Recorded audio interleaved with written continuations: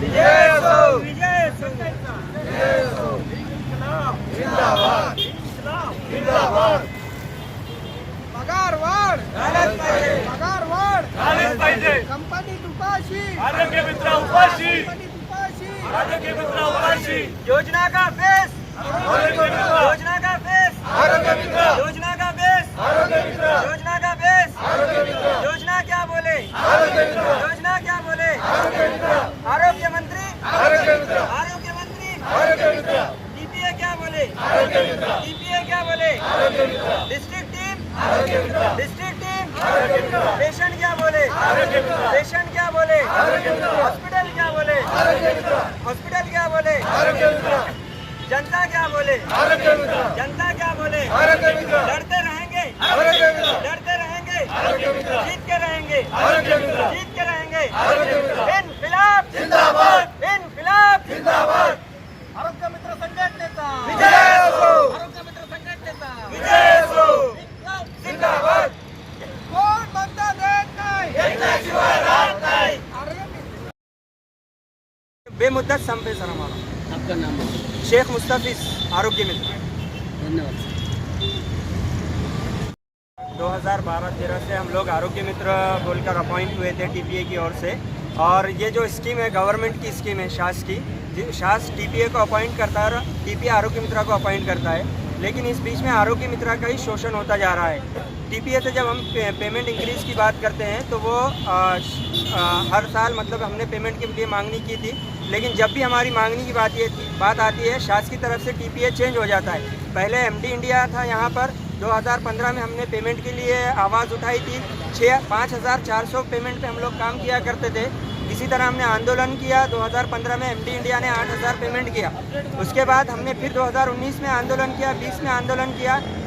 शास और कंपनी की ये चालाकी रही कि उन्होंने टीपीए चेंज कर दिया. नई कंपनी आई मेडी असिस्ट. उन्होंने नया कानून लाया कि बेसिक तौर पे जो पेमेंट मिलती है उसको फिर से स्टार्ट किया, जो कि 10,000 9,000 से स्टार्ट होती है. हमेशा आरोग्य मित्र टीपीए का शिकार होता रहा.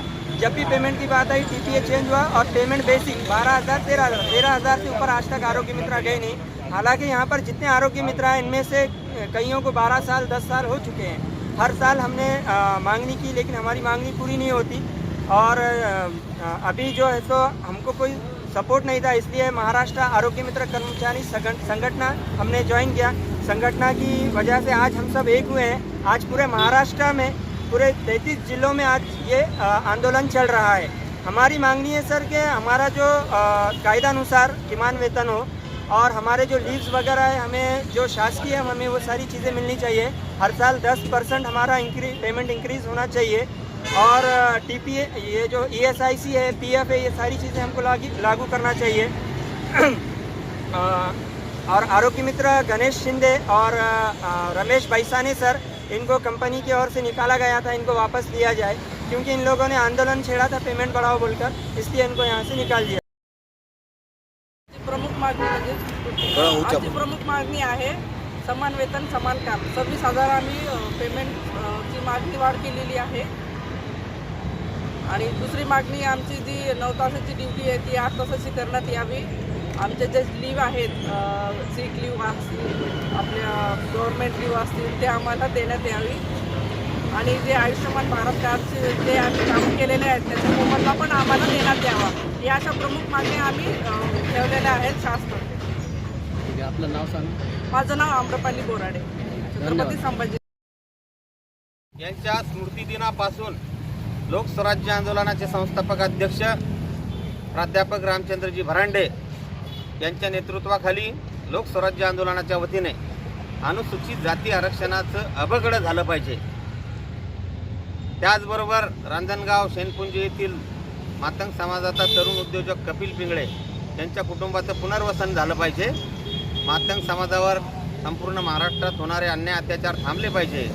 अशा अनेक मागण्या घेऊन आज क्रांतिगुरू लहुजी वस्ताद साळवे यांच्या स्मृतिदिनापासून या महायुती सरकारला ठणकावून सांगण्यासाठी लोकस्वराज्य आंदोलनाच्या वतीने बेमुदत धरणे आंदोलनाचा हत्यार या ठिकाणी आम्ही उपसलेलं आहे. संपूर्ण महाराष्ट्रामध्ये अनुसूचित जाती आरक्षणाचं अबकड झालं पाहिजे ही गेल्या अनेक वर्षापासूनची जी मागणी होती त्या मागणीला 1 ऑगस्ट 2024ला माननीय सुप्रीम कोर्टाच्या 7 जजेसच्या खंडपीठानं 6-1 अशा प्रचंड बहुमताने की अनुसूचित जाती आरक्षणाचं अवघड होऊ शकतंय आणि ते त्या राज्य सरकारने द्यावं, हा असा आदेश 1 ऑगस्ट 2024ला अण्णाभाऊ साठे यांच्या जयंतीदिनी दिला.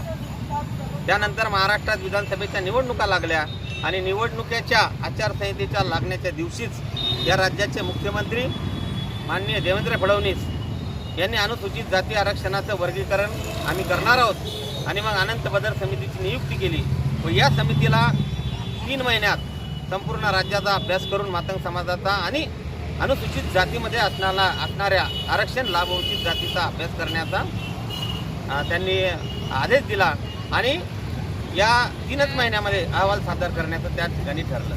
आज निवडणुका होऊन 6.5 महिने झालेत, तरीसुद्धा या महाराष्ट्र राज्य सरकारांनी या समितीचा अहवाल स्वीकारला नाही आणि त्या समितीला अजून 8 महिन्याची मुदतवाढ देण्याचं ठरलं.